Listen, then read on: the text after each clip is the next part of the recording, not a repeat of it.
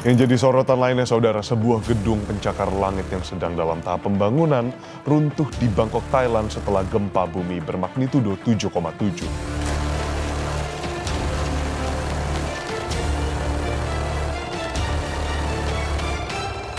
Halo semua, selamat datang di channel YouTube gua. Kenalin, nama gua Ricky Ramoti.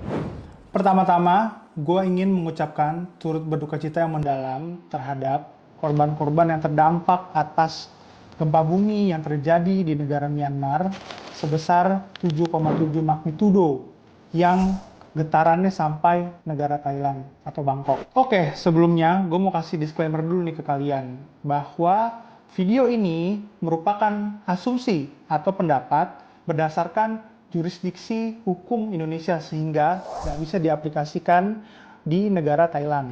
Nah, kalau kalian lihat, gedung setinggi 30 lantai tersebut itu sebenarnya diperuntukkan untuk state audit government di negara Thailand. Mungkin kalau di Indonesia, gedung tersebut diperuntukkan untuk Badan Pemeriksa Keuangan atau kita sebut biasanya BPK.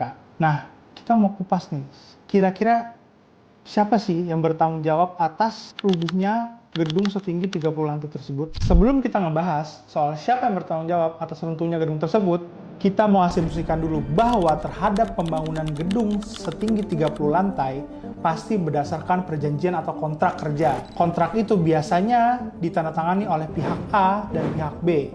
Kalau di Indonesia, kontrak itu diatur di pasal 1338. Pasal 1338 Kitab Undang-Undang Hukum Perdata menyatakan bahwa semua persetujuan yang dibuat sesuai undang-undang berlaku sebagai undang-undang bagi mereka yang membuatnya.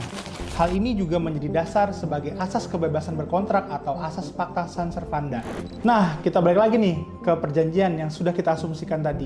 Kita berasumsi bahwa terdapat perjanjian antara pemerintahan negara Thailand dengan perusahaan kontraktor yang membangun gedung 30 lantai tersebut. Dalam perjanjian, biasanya terdapat klausul force majeure. Apa itu force majeure? Force majeure itu berasal dari bahasa Perancis yang artinya kekuatan yang lebih besar. Force majeure atau dalam bahasa Indonesianya kita sering kenal dengan istilah keadaan kahar, itu adalah di mana kejadian atau sesuatu yang dialami yang di luar kontrol manusia.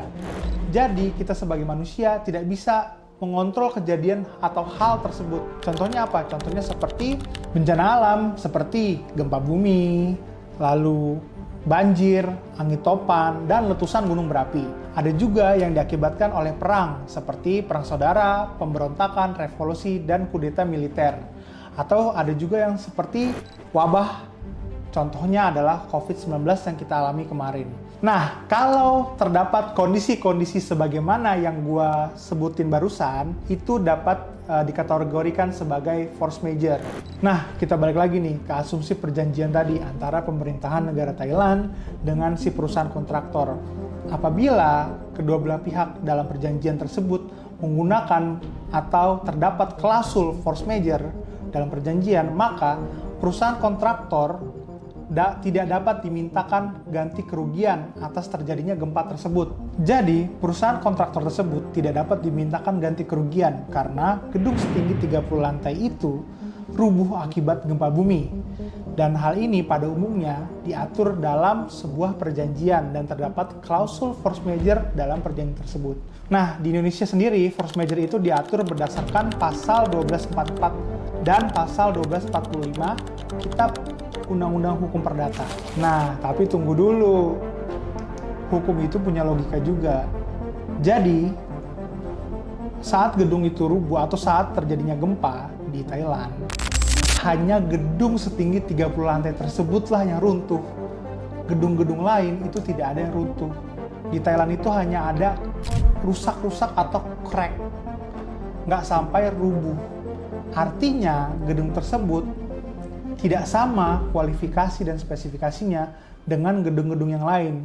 Apalagi gedung ini diperuntukkan untuk gedung pemerintahan negara Thailand. Dan gedung ini spesifik untuk melakukan audit terhadap departemen-departemen atau kementerian-kementerian di Thailand. Karena ini fungsinya untuk audit keuangan-keuangan negara. Jadi, menurut gua, pemerintahan Thailand itu sekarang harus investigasi lebih lanjut.